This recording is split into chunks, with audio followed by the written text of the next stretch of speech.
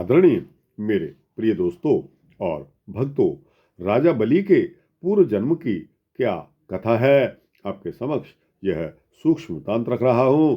दोस्तों, 7-8 मिनट के होने वाले इस वृत्तांत में उम्मीद करता हूं कि आप सभी बने रहेंगे मेरे साथ। तो आइए दोस्तों और भक्तों, इस वृत्तांत को शुरू करने की इजाजत दीजिए।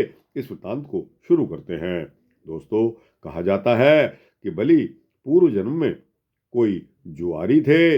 एक दिन जुआरी को जुए में कहीं कुछ पैसे मिले। उन पैसों की उसने एक बड़ी सुंदर माला खरीद ली। भगवान के लिए नहीं, अपना किसी प्रियतम वैश्या के लिए। प्रियतम का रूप चिंतन करते हुए जा रहे थे कि किसी पाषाण से उनको ठोकर खाकर वो गिर पड़े और मूर्छित हो गए। कुछ ही देर में उनको होश आ गया और उन्होंने अनुभव किया कि अब तो मैं मर जाऊंगा। और फिर सोचा कि ठीक है, मर तो जाऊंगा, लेकिन मेरी इस माला का क्या होगा। मेरी यह सुंदर माला मेरी प्रियतमा तक तो पहुंचेगी नहीं। हाँ, ठीक है, मैंने कभी किसी महात्मा से सुना था कि कोई भी वस्तु शिव अर्पण कर देने से बहुत लाभ मिलता है।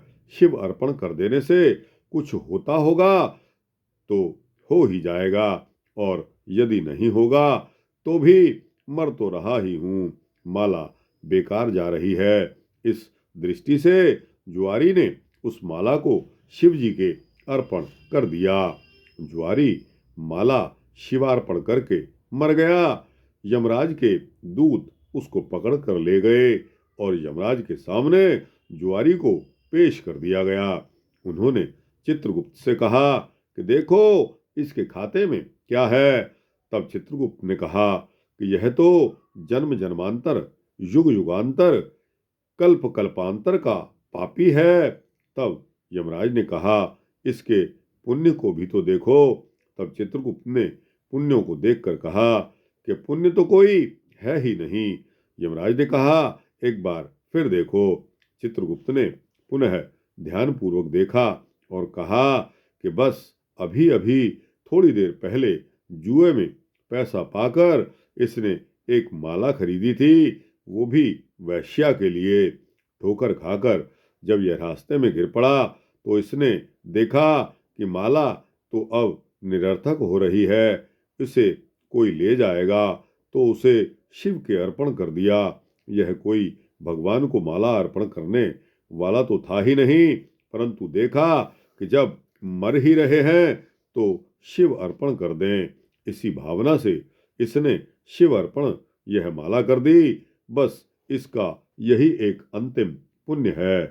तब यमराज ने कहा कि भाई, इसका है तो कुछ पुण्य। फिर उन्होंने जुआरी से पूछा कि भाई, तुम पहले पुण्य का फल भोगोगे या अपने पापों का। जुआरी ने उत्तर दिया कि सुन रहा हूं, पाप तो जन्म जन्मांतर, युग युगांतर, कल्प कल्पांतर के हैं। उनको भोगने लगूंगा तो उनके अंत का तो कुछ पता ही नहीं कि कब अंत हो, इसलिए पहले पुण्य का फल भोगना चाहूंगा। तब यमराज ने कहा कि तुम 2 घड़ी के लिए इंद्रलोक के मालिक बन जाओ। जुआरी 2 घड़ी के लिए इंद्रलोक का मालिक बन गया। इंद्रासन पर विराजमान हो गया। अप्सराएं गुणगान करने आई। गंधर्व गुणगान करने लगे। उन गंधर्वों में श्री नारद जी भी थे। नारद को हंसी आ गई। जुआरी ने कहा कि इंद्र के दरबार में बेअदबी, हंसते हो। नारद जी ने कहा कि नहीं नहीं, कुछ नहीं। तब जुआरी ने कहा कि बताओ, आप क्यों हंस रहे हो। नारद जी ने कहा, हमको एक श्लोक याद आ रहा है।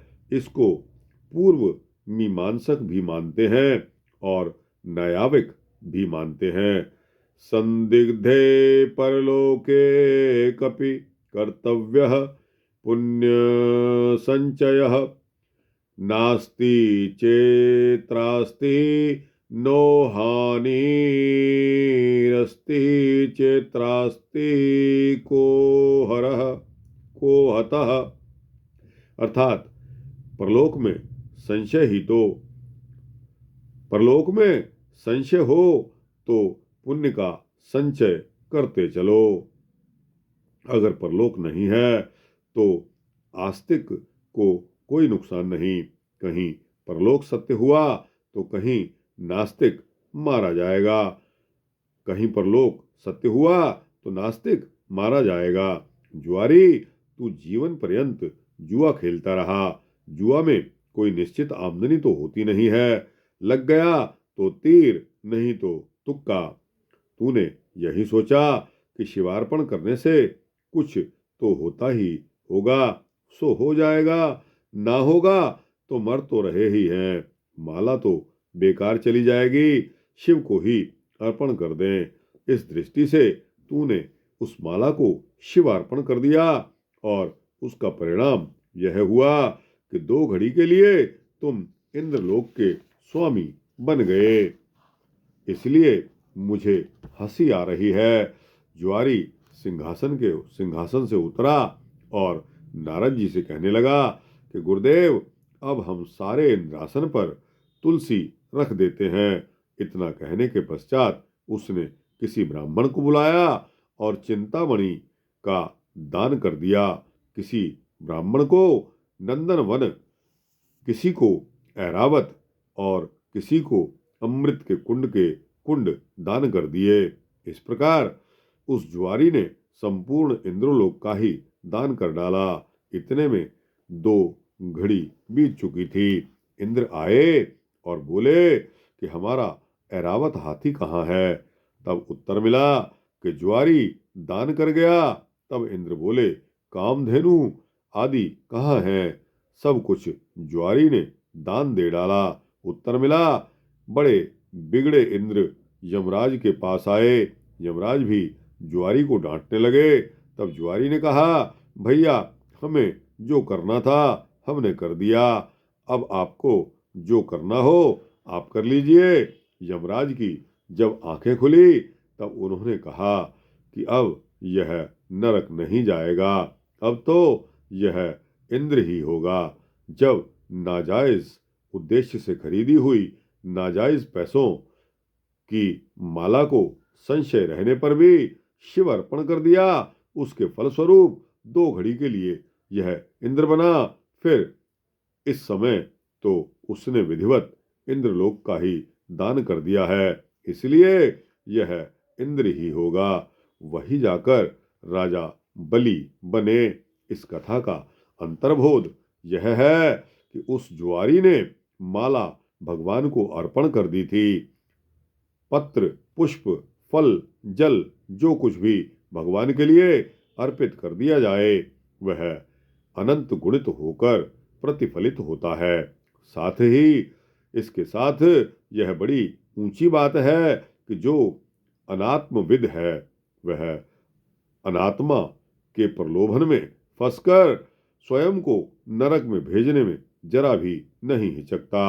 अर्थात अनात्मविद धन वैभव के लिए स्वयं को नरक में भी भेज सकता है। इसके विपरीत जो आत्मविद हैं वे जानते हैं कि स्वयं के कल्याण के लिए अनात्म पदार्थ को महत्व नहीं देना चाहिए, इसलिए किसी भी शर्त पर वे स्वयं को नरक में नहीं भेजना चाहते। अर्थात किसी भी विषय विलास में फंसकर किसी भी ऐश्वर्य वैभव के प्रलोभन में आकर स्वयं को नरक में भेजने का उद्योग नहीं करते। आत्माविद था राजा बलि। उसने झूठ बोलकर अपने आप को पतित नहीं बनाया, बल्कि धन और स्वयं को भी भगवान के प्रति समर्पित कर दिया। हर हालत में आत्मा के अभ्युदय और मोक्ष को चाहने वाले राजा बलि उत्कृष्ट कोटि के भक्त हुए हैं। तो दोस्तों, यह सूक्ष्म वृत्तांत यहाँ समाप्त होता है। राजा बलि के पूर्व जन्म की कथा का अंतर्बोध। तो दोस्तों, हर किसी का पूर्व जन्म कुछ न कुछ तो होता ही है। दोस्तों, राजा बलि का पूर्व जन्म आपको सुनाया, आपको कैसा लगा अच्छा लगा हो तो इसको लाइक और शेयर कीजिए, अपने दोस्तों, भक्तों, मित्रों, जिज्ञासुओं तक पहुंचाइए। कमेंट सेक्शन में अपनी राय अवश्य दीजिए और इस चैनल को सब्सक्राइब कर देंगे तो आपको इसी तरह के सूक्ष्म भक्ति वृत्तांत मिलते रहेंगे। जय श्री सीता रामचंद्र भगवान की जय।